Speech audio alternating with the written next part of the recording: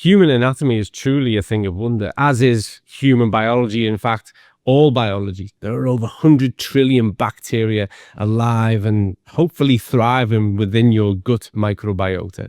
And they are there to work on your behalf. Remember that 70% of the immune function is derived from the gut, and the human gut is the center of the human universe. And when it comes to absorption of nutrients, the handling, the processes, and of all those things that your body needs to utilize, well, this is the hotspot, and therefore it is the center of health.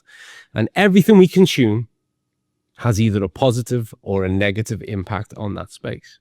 You have to recognize that this space is diverse. It has its own ecology. It truly is like a functioning tropical rainforest, and its whole ecosystem is based on balance.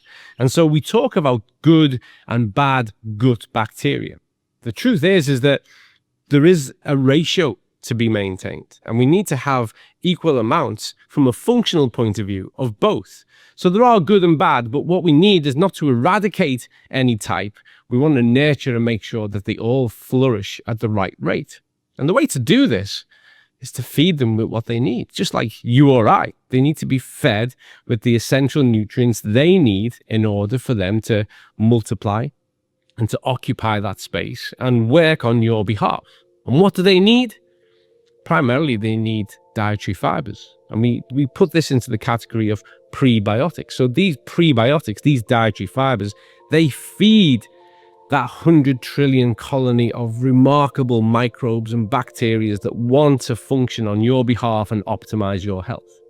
The difference between a prebiotic and a probiotic, and there's a lot of attention on probiotics, is a prebiotic feeds those bacteria. A probiotic, which its early roots go back to fermented vegetables, and we look at things like kombucha and yogurts and kefir. Well, these probiotics, and there are even probiotics that we can buy now as live bacterial cultures, they replace. I always think that's a crazy response to the problem that you have. Why not feed what you have, nurture what you have, and encourage that to grow? I do think there's a place for probiotics, but I think the essential space is prebiotics and those dietary fibers.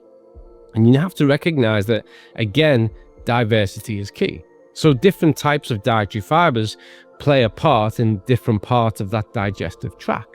And so you have to recognize that this is the microbiome of the gut. But there are several microbiomes all over the body. They cover different regions of your kind of human landscape. And you have a microbiome in the mouth. And this is the first port of call. When you bite into the apple, that sends a message to the receptors in the gut that says, hey, fiber is coming your way. Vitamin C is coming your way. There's going to be dietary hydration. It's all coming your way, and get ready to take your place at the table, because here comes the feast. And that message is what we call the food matrix.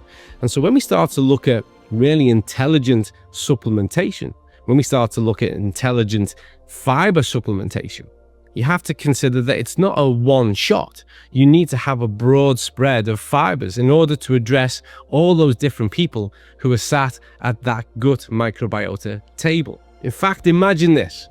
You've gone to your favorite sushi restaurant and you're all sat around the table with your family and friends, and the dishes are coming down and you each have a preference of what you'd like. And so you might be the first in line, but you don't like the first dish. You're waiting for the one that comes third or fourth, whereas your brother or sister further down the table, they're waiting for that first dish. And that's when we look at the different roles that we have of different types of fibers, whether they're insoluble, soluble fibers, and we'll come to beta-glucans in a moment. Each person, each receptor, each of those colonies of bacteria, they're waiting for their dish to arrive. So if you address that problem with only one or two type of fiber, you're only feeding 2 out of 10 people at the table. That's not the intelligent way to do it. Typically in our diet, we get those dietary fibers from things like, well, we can get it from bread, we can get it from oats, we can get it from fruits, we get it from vegetables, those dark leafy greens. And we know that all around the world, people consume less of those foods. And we encourage people to increase their consumption of them. But in the meantime, let's get real about the solution. And that's what we did when we developed Zinobiotic. It is a dietary blend of fibers. But one of the key aspects comes back to that beta-glucan. So beta-glucan itself functions in a similar way as those fibers.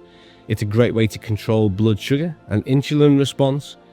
But one of the magical aspects of the beta-glucan is that it primes the immune system without an inflammatory curve. So what happens is that the introduction of the beta-glucan really switches the immune system on, primes it up. And why is that a good thing? Because when the immune system is activated in that way, it's better ready to draw down the nutrients it needs in order for it to function. Beta-glucans are a secret part of the phenomenal success that we see with individuals in their hundreds of thousands all around the world when they switch to using Zinobiotic. Any investment in your gut is an investment in your health.